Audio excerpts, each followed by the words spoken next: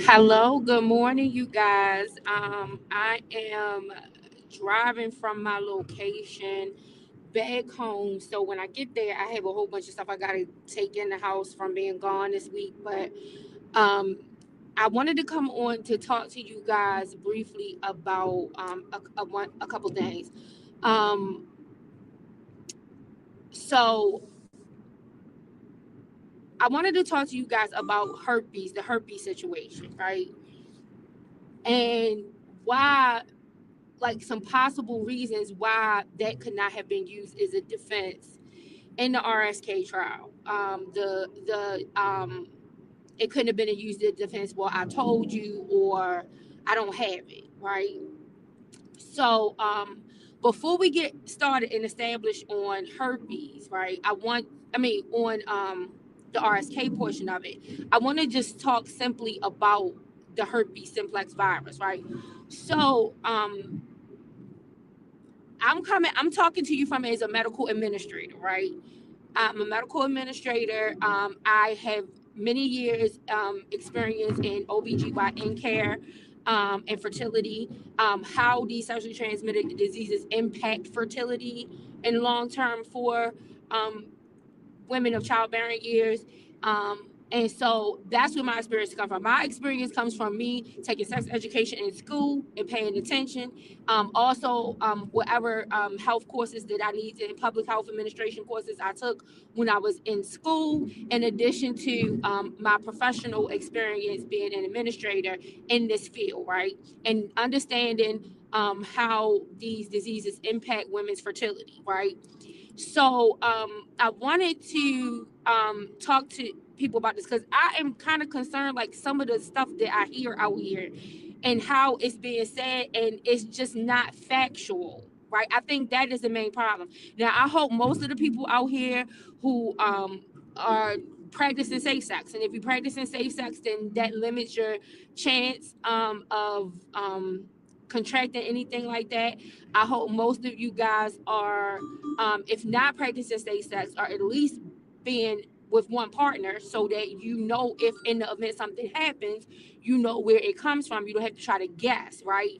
Or at least you have an extensive history of where your partners have been, right? Or a combination of those things are very helpful, right? And trying to prevent either the transmission or the contracting, right? So you don't want to contract anything, but if it is something that you have, you don't want to transmit it either. You need to know all of these things in order to not try to transmit or contract. And this is all part of public health. All of part of um our responsibility as good members of the community to try to keep the health of other people safe, right?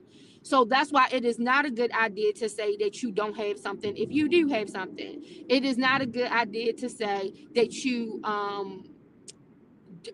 told somebody something when you didn't tell somebody something, because sometimes some of these things can be tracked through the CDC and through other local health department administrations that can prove you a lie, and you can end up being in more trouble than what you bargained for, right? So depending on what the condition is, right, there are things that are tracked and monitored, and you are supposed to report back, and it's for this reason, um, to try to keep the public health as safe as possible. We know that we cannot clear everything, but to try to keep it as safe as possible. There's also a difference between someone um, and unintentionally infecting someone and intentionally infecting someone. So unintentionally infecting someone is if you don't know that you have it yourself. If you don't know that you have something, then you can't tell someone else that you have it. Um, Unfortunately, um, herpes is one of those conditions, whether it's HSV1 or 2, where you're going to have an outbreak very soon after you contract it. So the latency or dormant phase only happens after you have that first initial outbreak, right? You can go into what is called a latency or dormant phase after you have that initial outbreak, but you're going to have that initial outbreak that is going to let you know that you have something going on. And herpes is very distinct. So the minute that you describe it, especially if you paid attention to the beginning phases, you can describe it to your physician, and your physician can almost determine that you have it or not. In addition to that, it is also the response to treatment, right? So I heard somebody mention that Valtrex is not used for herpes. Well, that is wrong. Um, Valtrex, the primary use of Valtrex is for herpes simplex 2, which is vaginal herpes or genital herpes, right? So that is the primary use of it. The only other uses of Valtrex is if it's going to be used for shingles, if it's going to be used for some HSV1 infections, because sometimes the outbreak can get to a point where HSV1, where it might not be controllable. That is normally when somebody might reference a cold sore. A cold sore is herpes. That is herpes. It's herpes simplex 1, right? So some people might, if the outbreak is too much for a patient to bear, then some physicians may treat HSV1. In addition, let me, because I forgot to say this. So in addition to not only because I have a background in OBGYN, but I also have a background in dermatology as well, where we treated lots of patients with HSV1 and HSV2, right?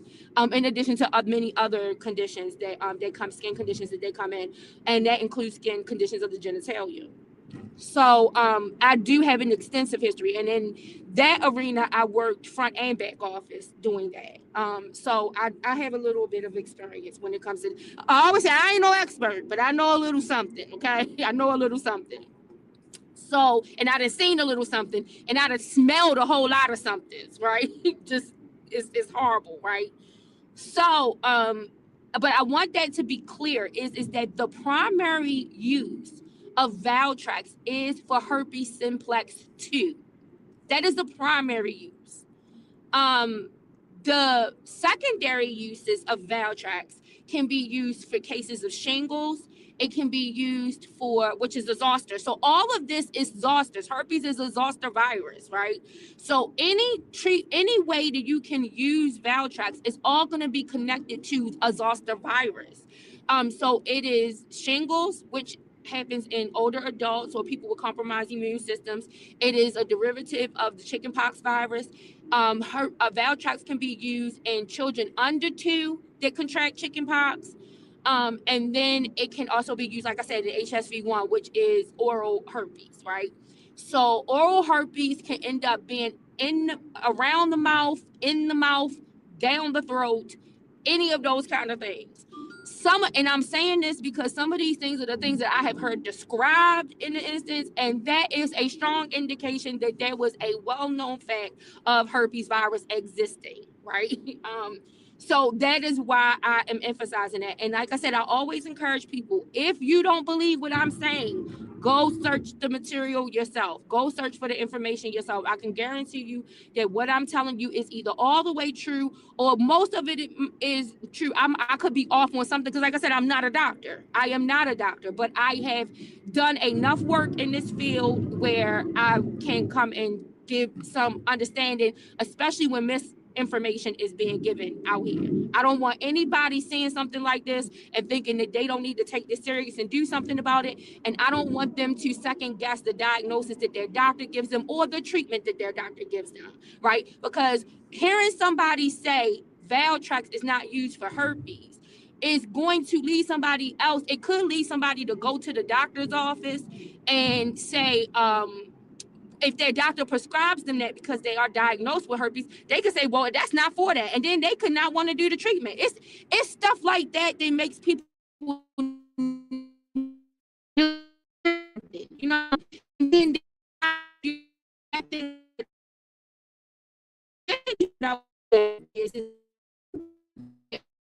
physicians especially know, well, number one, like I said, a physician who treats these type of conditions, they can look at herpes, and 9 times out of 10 they can diagnose herpes by looking at it. Herpes can be a difficult thing sometimes to diagnose by culture or blood test, depending on the time period in between when the outbreak initially started and then when it starts to clear up when you go to get tested. So sometimes it can be some ambiguity around the testing, right? But a doctor can normally cite it upon appearance as soon as they see it. It's easily identifiable. And I believe that the medical expert who testified in the case, in the trial, confirmed that. If I'm able to find that testimony, I will post it on my thing just so people can know this is not just me saying this. But the medical doctor did confirm that you can detect herpes upon sight, even once there's no longer any fluid or liquid in the pustules. You can still tell, right? There is another condition that one time one of the dermatologists that I worked with, we had a patient come in one time, and it was some confusion because when the patient came in, their situation started crusting over already, right? So that's what we like to try to get a culture when that fluid is still in those little pus boil type things. It'll be like little prickly pus style boils. That is typically when we like to get a culture, right? Other times, sometimes we might have to try to take a culture and hope that we can find like some DNA in the part where when it starts to crust over, because once those pustules or once those boils, little bumps, once they break, they'll start to create a crust.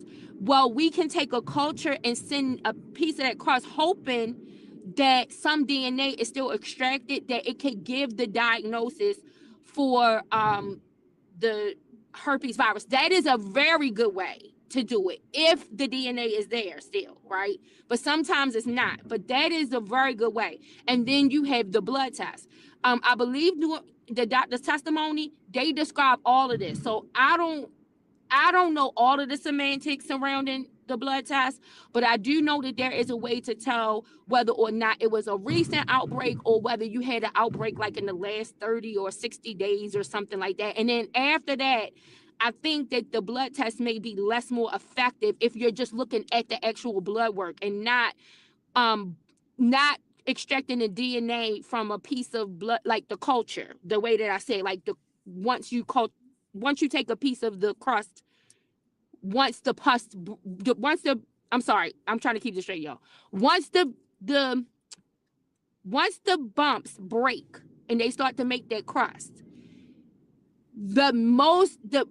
if we can extract some DNA within that crust over, then that's blood DNA. So then you can try to confirm there, right? But when there's absolutely no outbreak, I think it has to be like a 30 or 60-day window when doing the blood test or something like that. But like I said, that the most reliable thing most of the time the physicians can go on is actual sight, seeing it while it's either active or when it starts to cross over. Now, there has been times, like I said, where like I had one patient where they had what we call Bullous pemphigoid, right? So when Bullous pemphigoid starts to crust over, sometimes it looks the same way, like herpes. But the thing about that though is that when we send that crust to culture, 9 times out of 10 we can rule herpes out because the Bullous pemphigoid diagnosis is going to come back. That is going to come back. So that is how they can normally rule that out at that point. But either way, these are sexually transmitted either way. So it's still an exposure to something, right? So but the what am I trying to say? But normally, okay, so what I wanted to say, normally the way a physician definitely can confirm if it was herpes that they saw is if it responds to the treatment. That is a surefire way to determine that it was herpes. If the outbreak responds to the treatment with Valtrex, Valcyclovir, or acyclovir, right? Then they know that that's herpes because that is the response. Valtrex is not used to treat idiopathic reactions. It is not. And when I say idiopathic reactions, I mean like rashes or either a rash or a skin reaction of unknown origin. That's what that means, right? An idiopathic reaction. Valtrex is not used for that. So if the outbreak responds to the Valtrex, The physician is almost certain of it when they prescribe the Valtrex as soon as they see it. But they definitely know that that's what it is once it is able to treat the outbreak. Once they see the impact of it treating the outbreak, they know that's what it is. In addition to that, what I want to say is that if your physician diagnoses you with herpes and gives you Valtrex to treat your herpes, and you accept that treatment, you go fill that prescription, you acknowledge that's what the physician says, that is an acknowledgement of you knowing that you have it. So 9 times out of 10, that is why there could not be any deniability about whether or not he knew he had it, and therefore obligation to tell people that he was sexually involved with that he had it.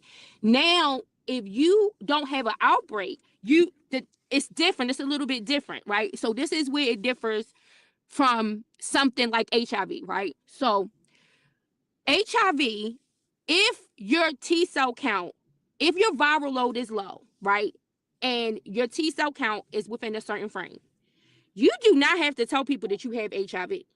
You don't. I still think it's a crazy thing, but it's what it is. If your viral load is suppressed, right, you don't have to notify your sexual partner that you have HIV, because they go based off of the U equals U doctrine, which means the undetectable means untransmittable. So because the person is not considered transmittable, they don't have to notify the individual. But herpes is different because you could not have an outbreak, but it's the shedding phase. You can shed without an outbreak. Also, if you have you could have an outbreak that you don't know, right?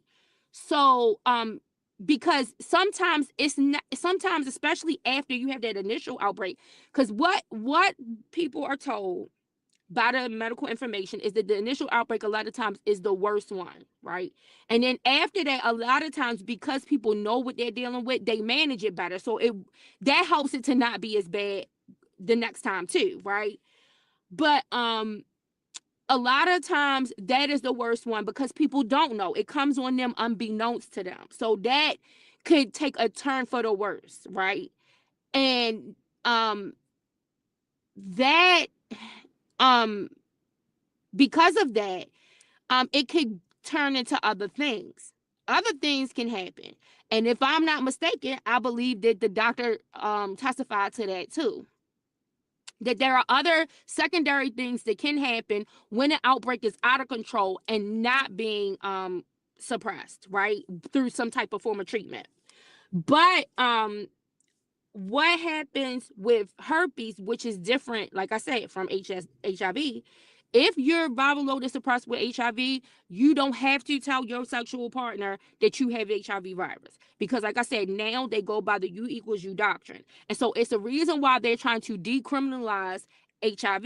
Like, because they feel like science feels like they got it under control and people are not required to tell their sexual partners any longer. But if the person is detectable, they are required to tell their sexual partner. And in that event, they could be held criminally responsible, civilly and criminally responsible for what happened, right? For just exposure. It doesn't even have to be that they contracted it, just exposure, right? And one of the classical cases, and this is in the beginning of HIV/AIDS, is that we saw when Rock Hudson, I don't know if anybody remembers Rock Hudson, but he was in a movie called Pillow Talk. He featured in a lot of movies with Doris Day. He was in a lot of movies, but Pillow Talk was like one of my favorites. And then he was also in Dynasty, right? And he started to get sick during his stint with Dynasty with HIV virus. And this is when he was going overseas trying to get experimental treatments and stuff like that. But with HIV, if you are Rock Hudson's lover, right, at the time that he passed away, as long as he was living, he never was diagnosed as having the HIV virus. But he won a lot of money from the Rock Hudson estate because Rock Hudson did not tell him that he had the virus. And this was early on in the epidemic that this happened, right? Same thing happened. He wasn't just able to sue Rock Hudson himself. He was also able to sue, I think, like Rock Hudson's house manager or something. And he got a lot of money out of that situation too, because the house manager knew and didn't tell him. So Rock Hudson's lover got a whole lot of money off of the Rock Hudson estate and off of Rock Hudson, that situation, period. Because I believe, like I said, he was able to also sue his house. I think it was his house manager or his regular man. I don't know what kind of manager, but it was someone else that Rock Hudson's lover also sued in addition to Rock Hudson, right? In addition to that, James Cleveland, the godfather of gospel, his adopted son sued his estate for the same reason. And his estate settled, right? So there was never any type of public confirmation that James Cleveland had the HIV virus that caused AIDS, that caused him to die. But that settlement is what left ambiguity, because the estate settled with the adopted son of James Cleveland with the allegation. But in this instance, James Cleveland's son, adopted son, is saying that he contracted the virus from James Cleveland, right? So that's the history of that. But like I said, now moving forward with HIV, it's a tricky thing, because if the person is undetectable, there is no liability and there is no criminal intent. And if it is detectable, then there's another whole story that they follow. But with HSV, the reason that it is going to be some liability is because of the shedding process of HSV. And even if you don't have an outbreak, you can still transmit it, right? And so that is why an individual is supposed to notify their sexual partner if they have this condition, right? So now back to why I believe that in the RSK situation, that it could not be denied that he had that, amongst probably some other things which I'm about to speak about. And then and it couldn't be denied, and why he could not lie and say that he told them, right? So if people go back to Lizette Martinez, right, no matter what people think about her, doesn't matter what people think, they can think whatever they want. There is a confirmed diagnosis that Lizette Martinez had Epstein-Barr. Epstein-Barr is mononucleosis. It is another form of herpes. It is within that herpes. It's like a member of the herpes family, right? There is some confirmation that there was some acknowledgement on the part of RSK when she had that happen. And then he paid out a nominal fee to her mother, I guess, when they called him to say that he had it, but that she had it, and insinuated that she contracted it from him. But that was a notification. So okay, so I'm saying that to say this: because of his sexual contact with Lizette, even if Lizette had contracted that from someone else, he still knew that he had been exposed to it, right?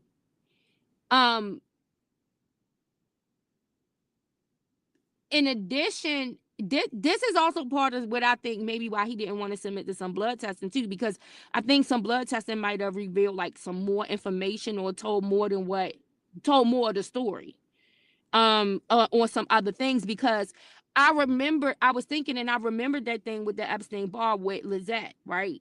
Like that's also another transmittable virus.